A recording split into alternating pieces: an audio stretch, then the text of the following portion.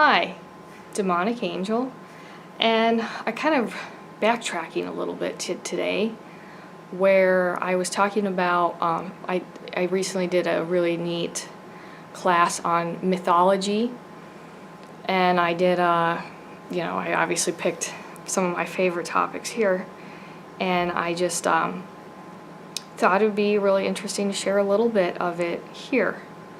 So, essentially, I did a paper on Buddhism and the concept of hungry ghosts and hungry ghost festivals. Obviously really popular in Asian countries with a Buddhist majority. And basically, during this time, it's basically like a month celebration that happens once a year. And people give, in red envelopes, they give children coins and money for good luck, prosperity. People are encouraged to not be alone at night ever, because they believe that wandering ghosts can possess a person who's alone.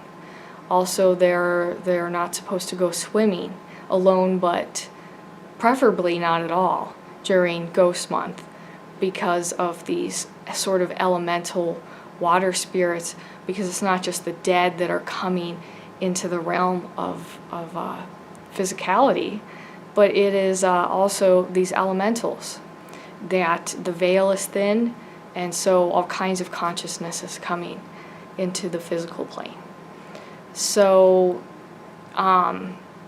eventually they'll make these little paper boats, paper lanterns, things like that, and they burn them and they set them out into the lake or body of water, and eventually the lantern burns. Sometimes they'll paint the family name onto the paper lantern, and they're calling their ancestors to come to their home, because eventually the Hungry Ghost Day culminates in this experience of people will have elaborate dinner feasts, and they have all the family, even extended family, over, and then they basically just they'll leave plates in actual at the table with food and wine and tobacco, money for the deceased person. So it's like they're invited to dinner again.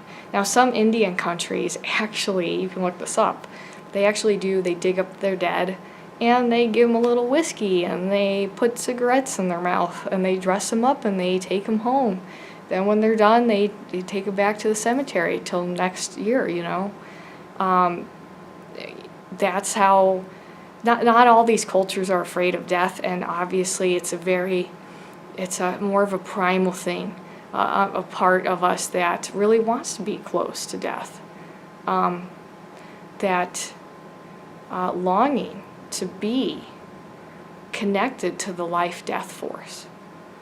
It's very, it's much of a draw, but it's subconscious, and it's really very neat to me how these other cultures express that understanding, that the attraction to this kind of high energy.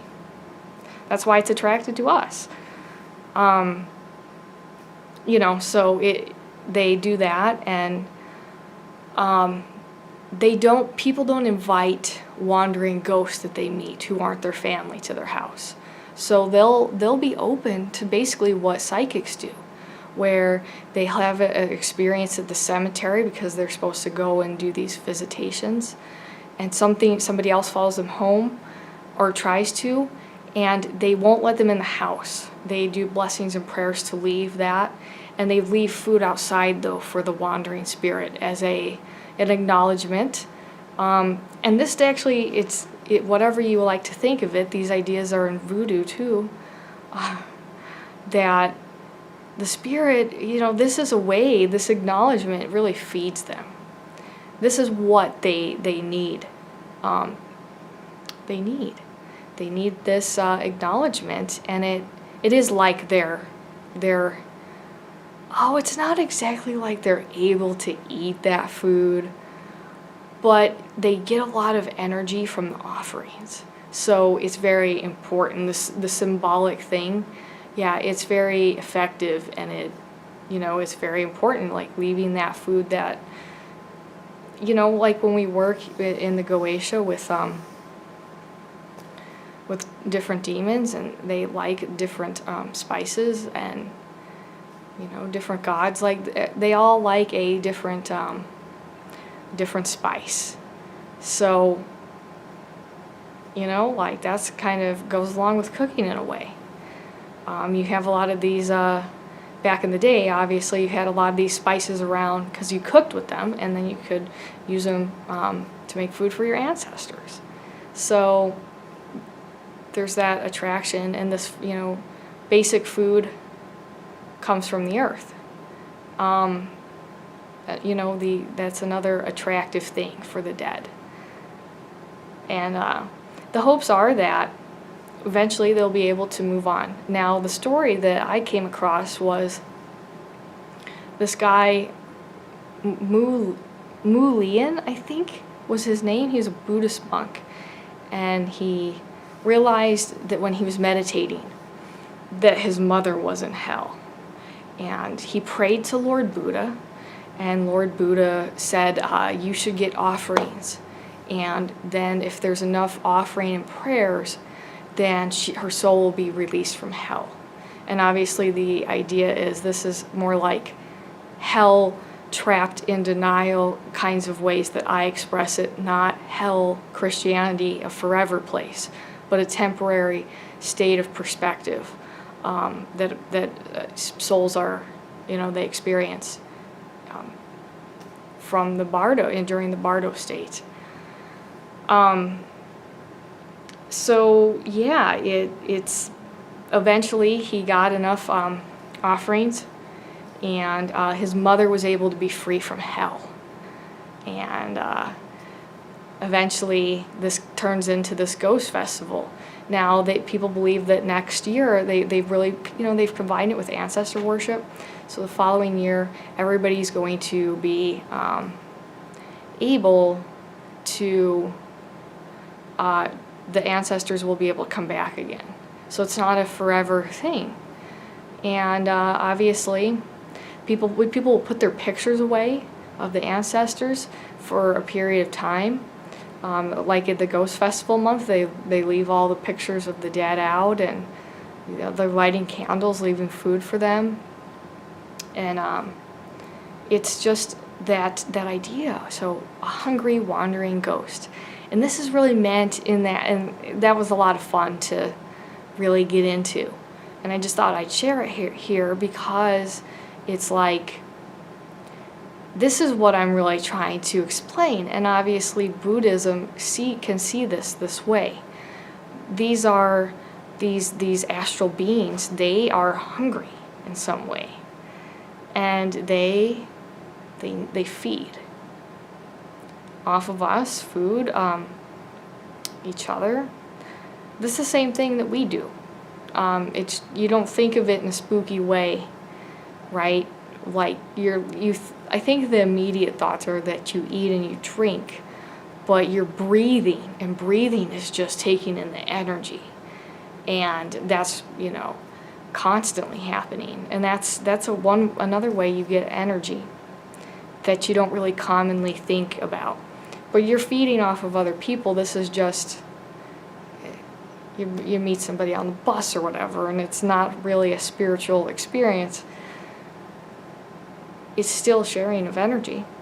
You're still feeding off of a person, and they're feeding off of you, but you're both alive. So there's, the fascination sort of ends, I guess. But, I thought it was really a really cool concept. And I really do some similar things in my practices. I want to keep my relatives alive in some way. What I do is, like, for example, my step-grandfather, he would feed the ducks near his retirement home. And no matter how crabby and sick he got, he always wanted to feed the birds. And I've always found that really touching, and that really stuck with me. So sometimes if I'm ever able to, I'll go feed the birds. I like the bird feeders, and then, it's fun to feed them. He used to feed them bread. And I just really, I keep him alive in that way, because now that lives through me, right? And this is another way to placate a hungry ancestral ghost. Acknowledge the part of them that has now become you. Because if you think about it, you in some way have been shaped by your grandparents that are now deceased, other people, and if they changed your life in some way, then that acknowledgement of, you think about them when you do that type of thing, that's feeding them energy, and it's keeping them alive in this kind of way. And sometimes that will inspire the dead to, because they're not bound in a negative sense, to want to stay with you until you are, until they're able to move on. Or they stay with you and wait till you die and you guys can reincarnate together. That kind of thing, because it's okay for spirits to want to wait for people. That's not something that needs intervention. It's okay, like if they know that that's what's going on for them. Anyway, I just thought I'd share a little bit of what I was, looking into, and I'll see you guys later.